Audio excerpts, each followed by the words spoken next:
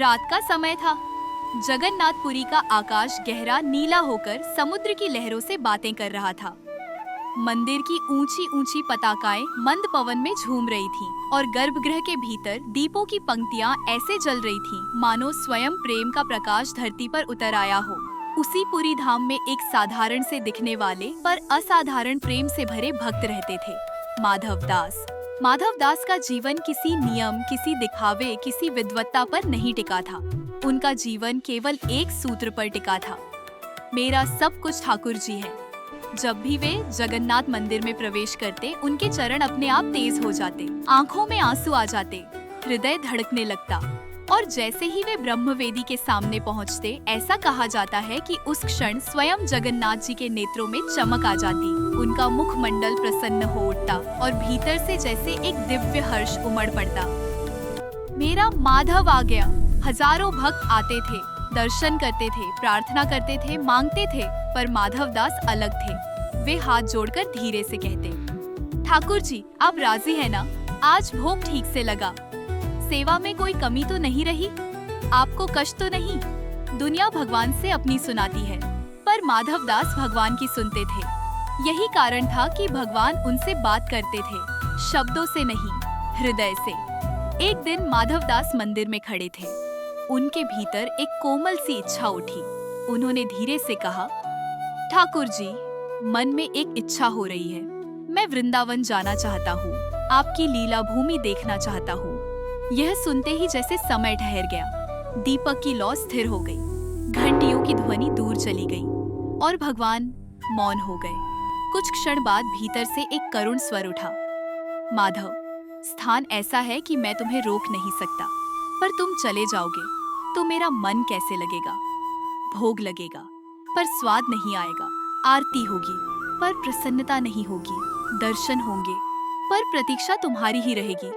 माधव दास की आंखें भर आईं। उन्होंने कांपते स्वर में पूछा, तो मैं न जाऊं?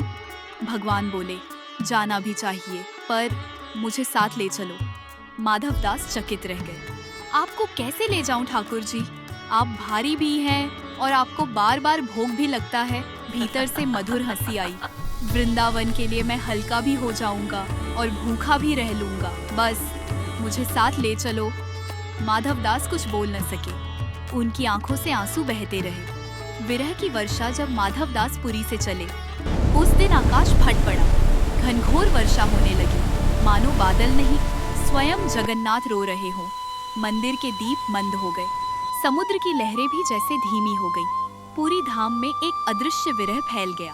तीसरे दिन की भूख। माधव दास साधारण तपस्वी थे, कई कई दिन बिना भोजन रह सकते थे। उन्हें भूख प्यास का विशेष अनुभव नहीं होता था, पर यात्रा के तीसरे दिन अचानक तीव्र भूख ने उन्हें घेर लिया। ऐसी भूख जो जीवन में कभी न लगी थी। वे व्याकुल हो उठे, फल ढूंढे, न मिले, पत्ते तोड़ने लगे, मन नहीं माना। आखिर एक गांव पहुँचे। कांपते हाथों से एक द्वार खटखटाया। एक वृद्धा बाहर आई। माधव दास बोले, मैया, बहुत भूख लगी है, कुछ भी दे दो।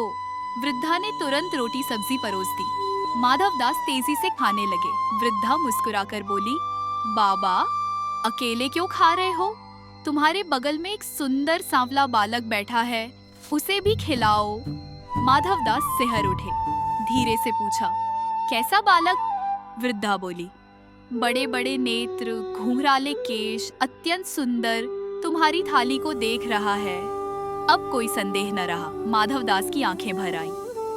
ठाकुर जी, आप सचमुच साथ आ गए। उन्होंने मन ही मन कहा, मैंने मना किया था, आप भूख सह नहीं पाए। उस दिन से यात्रा भर उन्हें बार बार भूख लगने लगी, क्योंकि वे खाते थे पर तृप्त भगवान होते थे। वृंदावन की भूमि अंततः वृंदावन आ गया। यमुना शांत बह रही थी, कुंजों में मंद सुगंध थी, हर कण में राधा कृष्ण का स्पंदन था। माधव दास ने यमुना में स्नान किया। तीव्र भूख फिर लगी। उन्होंने कुछ सूखे चने खा लिए। फिर वे निधिवन पहुँचे, बिहारी जी के दर्शन को। बिहारी जी का संदेश अंदर भोग लगा था, पर बिहारी जी ने भोग नहीं लिया। स्वामी हरिदास जी बाहर आए और बोले, तुम में माधव दास कौन है? माधव दास चौंक गए। मैं। स्वामी जी बोले, बिहारी जी कह रहे हैं उन्हें भूख नहीं, क्योंकि माधव दास उन्हें रूखे चने खिला चुका है।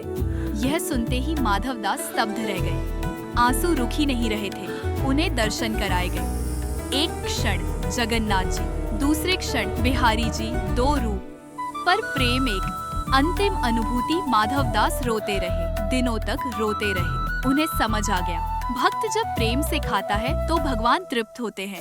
महाप्रसाद का एक कण भी व्यर्थ नहीं छोड़ना चाहिए, क्योंकि उसमें केवल अन्न नहीं, भगवान की तृप्ति बसती है। और उस दिन वृंदावन की पवन में एक अदृश्य वाक्य गूंज रहा था, जिसे भक्त की चिंता हो, भगवान उसी के हो जाते हैं।